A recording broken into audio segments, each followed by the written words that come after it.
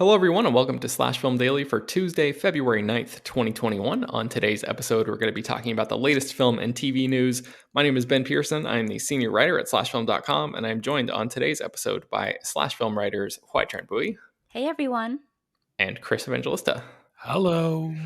All right, guys, let's kick things off the only way this episode could possibly begin, and that is with a conversation about Jared Leto's Joker, a character who appeared in a movie 4 years ago and is once again going to ruin all of our lives by showing up in Zack Snyder's Justice League, probably for like less than 5 minutes of total screen time.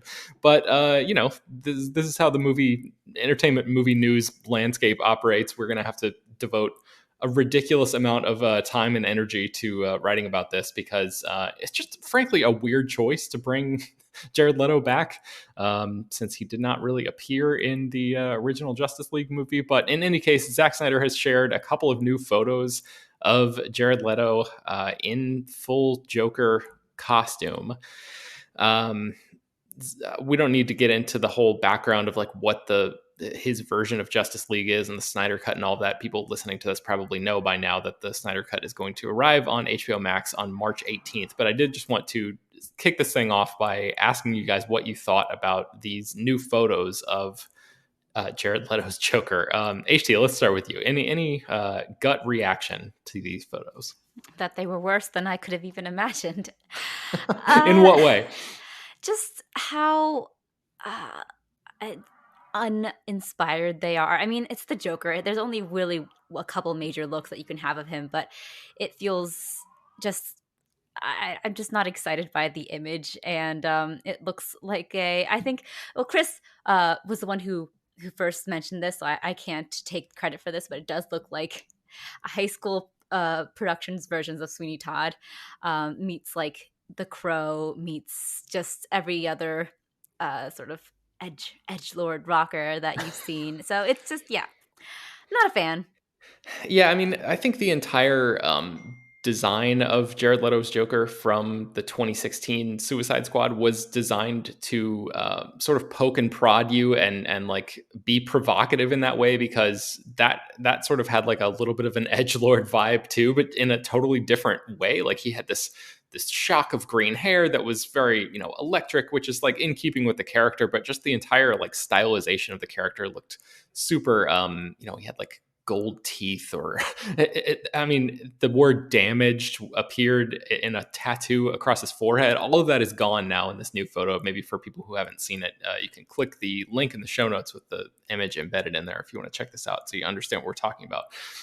But yeah, he looks a little bit more like, like the Heath Ledger version of the Joker, sort of long, scraggly hair, the lipstick that's like not even close to being put on, accurately, very much like in keeping with some of the more traditional vibes of the character, I guess. But Chris, what do you make of this? I think it rules. It's very cool. I'm going to start dressing like this when I go back out. No, it's bad. Say what you will about the Suicide Squad Joker design, and don't get me wrong, that was bad too, but I appreciated that it was trying to be different. It was a little too different maybe, but I appreciated that it was trying to be something different. And this just looks like you said, the Heath Ledger Joker and even the Joaquin Phoenix Joker, where I would really like to get past this point. Well, first of all, I would really like to get past this point where there are numerous Jokers in numerous Joker movies. But if there have to be so many Jokers, I would really like to get to a point where the Joker is kind of like dapper again and doesn't look like a scary homeless person who smells bad. Like that felt like unique and novel for the Dark Knight, because that was part of the whole realism thing where he's this crazy guy and he smears his face with makeup and so on. But the Snyderverse, or whatever you want to call it doesn't exist in that same Nolan-esque reality where everything is like super realistic. I mean, there's magic in the Snyderverse. So, I don't think the Joker needs to look like a guy who hasn't had a shower in a long time. Like, get him some nice clothes, get him a haircut, let's go, Joker. To be fair, from what I'm seeing of this image, he's, I think, in Arkham Asylum, so he probably hasn't had a shower in a while. Well, isn't this supposed to be like a dream sequence or something, Ben? You wrote this Yeah, up. Tell us. Yeah, so Zack Snyder gave an interview to Vanity Fair sort of explaining how Jared Leto's Joker fits into this whole thing. And he is going to appear in this movie in the nightmare sequence from Justice League, which was this dream sequence in which Batman and / Bruce Wayne, I guess, like realized that Earth had been taken over by Darkseid, who is this huge DC villain who's, I guess, like the DC equivalent of Thanos, and that character has invaded Earth, and Earth has become, you know, this post-apocalyptic hellhole. And there's this scene where Batman is in like a, I don't know, like desert gear and fights a bunch of flying aliens, and then I forgot about that. Superman, he's got a cool trench coat on over his bat suit for some reason, and like Superman yells at him or something. It's been a while since I've seen the movie. I would have to go back to get the more detail than that, but evidently Jared Leto's Joker is going to appear in this dream sequence and, like, I don't know, go toe to toe with Batman. Maybe not in a fight scene, but in some sort of discussion scene, it seems like, because Snyder basically says, like, he was bummed. He thought it was, quote, uncool that Jared Leto's Joker and Ben Affleck's Batman never really got together and had, you know, a proper, like, mano-y-mano kind of face off or you know, deep philosophical discussion or whatever the hell. Right, and that, I mean, that's fair, because we've never seen that in a movie or a comic book. Batman and Joker, they've never had a conversation. So yeah, I'm glad Zack Snyder is finally doing it. Thank you, Zack Snyder. Yeah, I mean, breaker. I think the Vanity Fair writer essentially asked him, like, what happened to this character? Like, why does he look so different from Suicide Squad to now? And Zack Snyder's response was, his quote was, I would say that there's been some water under the bridge. Who knows what's happened? I don't know if he's wearing makeup. I don't know what's happening. It's hard to say exactly. And that's the end of his quote. Like, he's the one who came up with this. I don't know what's happening. Like, it's always a good sign when a director says, I don't know what's happening in my movie. I don't know. Just say, like, it's a different reality, or like something has happened to him where, like, you were joking earlier that the damaged tattoo was just like a sticker or something. Like, come up with some reason if you're going to be, like, provocative and, like, release these images into the world and people ask, hey, there's some logical questions about how this happened. Maybe have an answer locked and loaded. I don't know. I guess we've spent enough time on this. So you can check out more information about that in the link in the show notes. But let's move on to another superhero related story. And that is Spider-Man 3, this big, I think the official title is still under lock and key. So we're not sure what this is going to be called, but this is the Sony / Marvel, the third movie in the Tom Holland Spider-Man trilogy. Chris, what is the latest about this film? First, I just want to add, I really want them to announce a title for this soon, because I'm sick of calling it Spider-Man 3, because we all know there's only one Spider-Man 3, and it features jazz dancing and emo Spider-Man, and I'm tired of this film taking that title. Moving on from that, we know that even though it hasn't been officially confirmed, it's more or less assumed that this film is going to involve the multiverse in some respects, because Jamie Foxx is back as Electro from his character in The Amazing Spider-Man 2, and Alfred Molina is back as Doc Ock from Sam Raimi's Spider-Man 2. And because of their return, there's been lots and lots of speculation that the previous Spider-Men, Tobey Maguire and Andrew Garfield, would also be popping up in this movie. And so Esquire sat down with Tom Holland, the current Spider-Man, and asked him, like, point blank, are they in the movie? And he said no. He said, quote, no, they will not be appearing in this film unless they have hidden the most massive piece of information from me, which I think is too big a secret from them to keep from me. But as of yet, no, it'll be a continuation of the Spider-Man movies that we've been making. And it's also worth pointing out that he also sort of hedges this comment by saying, you know, Tom Holland, he has sort of he's sort of notorious for accidentally leaking stuff from the MCU movies. Mm-hmm. And he says, like, you know, sometimes they just don't tell him certain things to keep him from leaking them. So, you know, you could take that into account, or you could also take into account the idea that Tom Holland is lying here, which is what I think is happening. And when I say lying, I don't mean, you know, I don't mean in a these are white lies. These are harmless lies. These are it's not malicious. Yeah, he's not being, evil. He's trying to keep things from being spoilery because, it's fair. We shouldn't have to know every single element of a film. And I'd imagine, like, if Marvel did manage to keep those two cameos secret and no one knew they were going to be in the movie and everyone showed up opening day and saw that, it would blow minds. But it's like kind of impossible in this day and age to keep that thing as big a secret as it needs to be. So if he's lying, he's trying his best to keep it a secret, is my guess.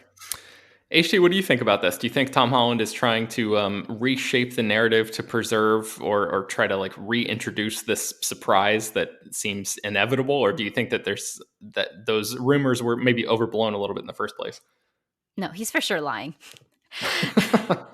Or he doesn't know, honestly, because he does have that history of giving away secrets and spoilers. So, I'm pretty positive that Andrew Garfield and Tobey Maguire will be appearing in this because we have all those villains that Chris mentioned before. So, yeah, little liar boy. Take that, Tom Holland, you little liar boy. All right. Well, speaking of multiverses and Marvel characters, let's talk a little bit about WandaVision. We're not going to spoil anything that happened really in the most recent episode of the show. There was like a big talking point that we had a big discussion about on last Friday's episode of Slash Film Daily. But HC, there is evidently a WandaVision spinoff that might be kind of in the works. What's happening there? Well, it's very, very in the sort of ideas phase right now because Stephen Ford, who is a writer and director who kind of put forward the idea of bringing Jimmy Woo in as the main character of a spin-off series.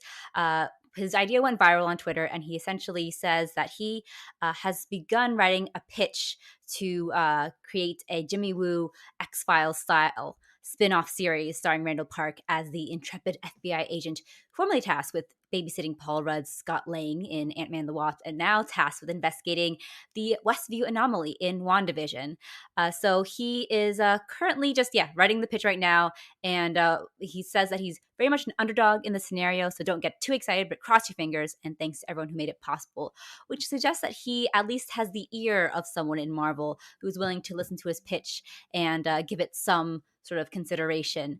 There's no confirmation that this is actually in the works. It's just that it's in the pitch stages, and that maybe we'll see this happen. But Randall Park did say that he would be open to doing an Agents of Atlas spinoff with Kat Dennings Darcy, saying that the camaraderie between their two characters is real, and that he would do a spinoff with the two of them in a heartbeat. So everyone's just pitching things to Marvel now, and sometimes it works. Simu Liu, who is playing Shang-Chi in Shang-Chi and the Legend of the Ten Rings, did manifest his role into existence. He tweeted about wanting to play a Marvel hero many, many years ago, and now he is. So weird things have happened. Yeah, that's a good point. I guess there is some precedent for this. And Stephen Ford, the person that you mentioned who, sort of like jokingly tweeted about this concept in the beginning, just to be clear, he does not work for Marvel. He is just like a fan. I mean, he's a filmmaker in his own right. He's made some shorts and stuff like that. I don't know if you guys remember, there was a sort of viral short film that was going around. I think it was at the very end of last year that was like sort of a parody of 1917, but it was about the year 2020, and it was about these two guys like leaving their apartment to go get toilet paper from the store, and like having to deal with going through the trenches of the world during in the middle of the pandemic and all of that kind of stuff. Stephen Ford, I believe, was the writer and director of that short film. So you might if you saw that film, then you're like familiar with his work a little bit. So I'm just looking at his Twitter now, and 10 hours ago he says that 48 hours later, I have finished writing the pitch, time to cross some figures. So it seems like this is actually something that like you mentioned, HT, like it may not have been official to start, but at least it sounds like he's about to like go in and legitimately pitch this. So HT, have you been catching up with WandaVision? What do you think about the idea of a Jimmy Woo centric spinoff show? I have caught up with WandaVision, and while I like Randall Park as the character, I think he's really charming and he has that kind of fun everyman quality to him. I do think that we have had a spin-off series featuring a likable guy in a suit before, Agents of Shield, and Mm-hmm. I know that Marvel Studios is doing as much as it can to distance itself from the Marvel ABC shows, so they uh, they could do this concept again. But I do think Jimmy Woo is kind of a nothing burger of a character outside of Randall Park's charisma. I don't really know. I think it's a fine idea. Maybe people will be really into it, and maybe be fun like mini series for Marvel for Disney Plus. But I'm not particularly interested in it, though. I do like Randall Park a lot. Yeah, I'm kind of right there with you. I feel like he might be best in small doses instead of having an entire, like bearing the I burden of an mean, entire show. Disney does those like those short little things for Pixar. I'm surprised they don't do that for Marvel now. I feel like they used to do that when the MCU first started. They had those like shorts they added as like Blu-ray special features. And Yeah, I like, think they were called one shots. Yeah, I'm and that's how surprised they don't Coulson like. kind of really took off too. Yeah, I'm surprised they don't like try to bring that back at this point. Just like now they have their own streaming service. Like that seems like the perfect thing for this character. Yeah, that makes so much sense. I'm shocked that they haven't done that yet, and really taken advantage of the freedom and creativity they could have to just do like a 5-minute story that has like such small stakes that could introduce a ton of Easter eggs and get people talking in the same way that they do about a brand new episode of one of these full length things, and it could provide ways to like bridge the gaps between some of their shows and whatever. I'm just like, yeah, I'm sort of baffled as to why they have not taken full advantage of that idea. But hey, I mean, I'm sure they know what they're doing. So, all right, let's speaking of Marvel and Disney, Disney has made another business decision recently that that has drawn the attention of a lot of Hollywood. Chris, tell us about Disney's latest decision there. Blue Sky Studios, which was previously set up at Fox but came to Disney as part of the Fox Disney merger, is no more. This is an animation house that produced the Ice Age films, Robots, the Peanuts movie, Spies in Disguise was the most recent one. And they were currently working on a new movie called Nimona, which was due out in 2022. But now that movie is just being shuttered. It's not going to happen because the studio is being officially shut down in April. And the reasoning is just economics. What with the coronavirus affecting Disney, they claim they can't really afford to operate 3 feature animation studios. They have Disney Animation Studios, they have Pixar, they also own Lucasfilm Animation, but they don't make movies anymore. They just do TV stuff. So the Disney official line is they can't afford to have 3 animation studios for movies, so they're shutting Blue Sky down. HT, as our resident animation fan, what do you think about this? Is this like a big loss for the industry, or have you been a fan of Blue Sky's stuff previously? I can't say I have. I've liked a couple of their works. I think that they have had trouble sort of making themselves stand out amidst like the big titans like Disney and DreamWorks and Pixar. So this doesn't totally surprise me, but it does make me a little sad for having some sort of diversity amid like the animation crowd because all these smaller studios are shutting down. Disney owns everything now. So I think that's the big loss here. I can't say that they have. I think Rio was surprisingly good. I remember liking that quite a bit, even though I think Jesse Eisenberg voicing the parrot, and that was kind of the conceit of it. It was like, oh, Jesse Eisenberg is a parrot. But yeah, I think that the loss of diversity among like animation studios in this industry is the biggest loss here. Yeah, for sure. And I think that, as Chris mentioned, Blue Sky was behind the Ice Age movies, and I think Disney Plus is working on an Ice Age show. They've announced that, so it's unclear, exactly how many of the Blue Sky folks are going to be, I guess, integrated into the larger Disney machine and some of those existing animation studios and stuff like that. But certainly feel for all the people who are about to lose their jobs. As a pandemic is still going on, it's tough out there for a lot of folks. So yeah, it's kind of a bummer. But I'm right there with you, HT. Like, I've seen a handful of their movies, and just like quality wise, I don't know if they could really compete. So I guess it makes sense from like a macro perspective for Disney to sort of like, push that one to the side, because you've got, your real money makers are Pixar and Disney Animation Studios. So yeah, anyway. Okay, our last news story of the day involves a massive bidding war for the rights to a new novel that is coming out later this year.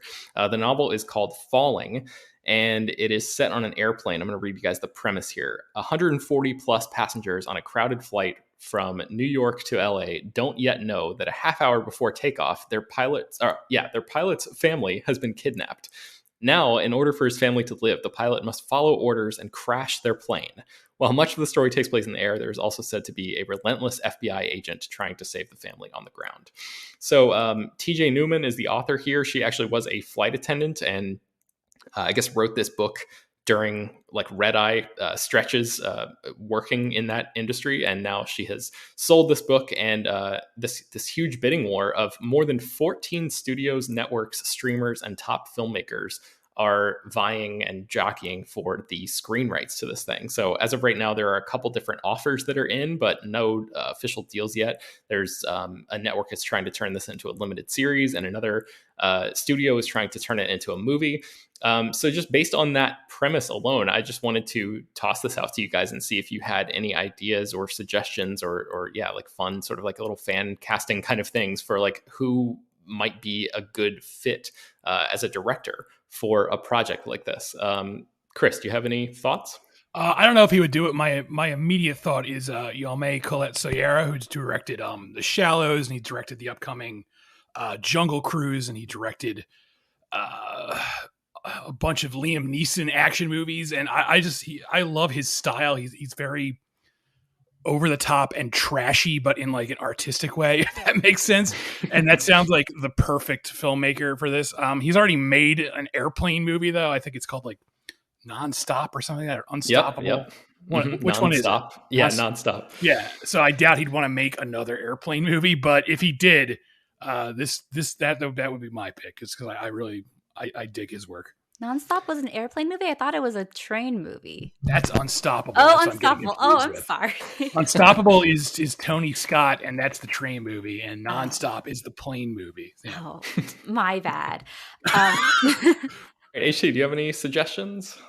Well, my answer is basically Chris's answer. I feel bad. I'm just kind of hopping on his train, but yeah, I think that Jaume Collet-Serra is like the perfect kind of high trash art, action art. If that makes sense. Action art, I like that. Let's use that. Action art is a good one. All right. Okay, so now that we are done with the news stuff, there is one mailbag question that I wanted to pose to you guys. So Adam from Indiana wrote in to peter@slashfilm.com and said, do any of you engage at all with the IMDb top 250 list? There are surely valid criticisms for lists like this one, but I found it a valuable way to expand my horizons a bit. In particular, there are lots of international films on the list that I might have otherwise never heard of, or never sought out, rather. Currently, there are 3 films I've yet to see: a Turkish film called The Bandit, Time of the Gypsies from Yugoslavia, and Gangs of Wasseypur from India. I'm curious to hear if any of you use this list. Thank you. So, do you guys use the IMDb top 250 list? HT, let's start with you. Well, actually, when I embarked on my journey to becoming a cinephile, that was the first place I looked in terms of just trying to do a crash course of movies that were deemed important by the public, and it helped me quite a bit in exploring movies I otherwise wouldn't have sought out, like this person says, Adam from Indiana. Adam from Indiana says. So yeah, it's great, especially if you're trying to expand your horizons. But I haven't looked at it since, just because IMDb and the practice of review bombing that has really arisen in the past couple of years has kind of left a sore taste in my mouth. So I haven't visited in a while, but it did help me a lot when I was just trying to, starting out as a little cinephile. Chris, what about you? I don't want to. No, the answer is no. No offense to people who use it, but it's too easy to game that system. It's the same reason I don't check the Rotten Tomatoes audience score. And it's not because I'm like snooty and like, haha, I'm above the audience. It's that, like I said, it's too easy to game it. I remember for the longest time, I don't know if it was number one, but like The Dark Knight was in like the top 10. And I love The Dark Knight. It's a great movie. It is not one of the 10 best movies ever made. So I feel like a lot of times certain fandoms will jump on there and I keep using this term because I can't think of a better one, but they keep trying to game the system and like juice the numbers or something. They're cooking the books, if you will. So I tend to avoid it, but no judgment on my end if you want to look at it, because I'm sure there are notable exceptions on there, but yeah, I can't say that I have really, but I mean, after reading this email, I have to say, like, I have never heard of those 3 films that he mentioned, so I think I should probably at least look at it, just to sort of expand my purview in the international realm, if for no other reason. I guess this sort of opens up and leads into like a little bit of a wider question, which is like, how do you guys I'm sure like Letterboxd might be an answer, but how do you guys keep track of like things that you want to see, like recommendations and things that you'd like know that you need to see, but just haven't gotten around to yet? Do you keep like a master list anywhere, or like when something comes across your transom or whatever, your threshold, how do you like flag that for to remind yourself that that's something you need to watch later on? HT, what's your process like there? Keep it all in my head. Really? Do you remember all of it? No, but it's like I don't usually make an actual list that I can check unless I'm like preparing for some top 10 list or something like that. Mm-hmm. I was using Letterboxd for a little bit, but then I kind of fell off, and now I just write things in my bullet journal. So I guess it's either like written down in my bullet journal or just in my head, and often I forget about things. But yeah, I try not to make it like a checklist to check off, because that makes it feel like a chore. Mm-hmm. If I just stumble upon it, like I did with The Red Shoes, which is a movie I'd been longing to see for a long time, and many people had told me I would like it, and I just kind of had a night where I was like, oh yeah, Red Shoes is on HBO Max, let me watch it, and I loved it. So that's the kind of thing that's the kind of way I like to check off movies off my to watch list, I guess you would say. Mm-hmm. A little bit more organic, it sounds Mm-hmm. like. Chris, what about you? Do you do that, or how do you do that rather? I don't really have a system. If stuff is streaming, I'll just add it to my whatever queue I have for the streaming service that it's on. Otherwise, I usually the iPhone notes app. I'll like jot down like watch this at some point. And I'll have like a list of things I want to get around to watching at some point. But I don't have like I know you can do stuff on Letterboxd for stuff you want to watch, but I prefer to use Letterboxd as stuff I have watched, if that makes sense. I don't want to cross the streams to quote Ghostbusters. So yeah, that's how I approach it. Yeah, that's how I do it too, is a combination of the Notes app and just like adding a ton of stuff to all the queues of the streaming services that I subscribe to.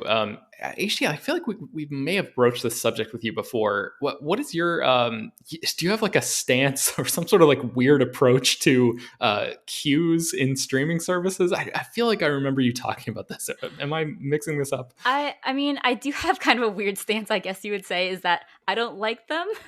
Okay, and that all right. I like knew it was something. It's hovering over me, and it's like a big thing, big signal that is guilting me into watching it. And I'm like, I don't have time to watch this, or I'll watch it when I'm in the mood for it, and then I just end up never watching it. It just like clutters up my mind. So I think that's probably the thing I've talked about in the past. But yeah. So your queues for Netflix and whatever HBO Max are just like completely empty, and you're just rolling the dice every time you fire up those services.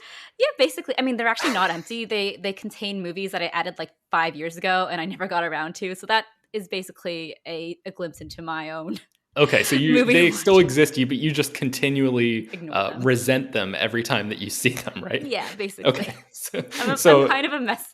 I'm kind of a mess when it comes to like movies that I should watch. So no interest in just going through and like erasing all of the things from your queue, deleting all the things from your queue.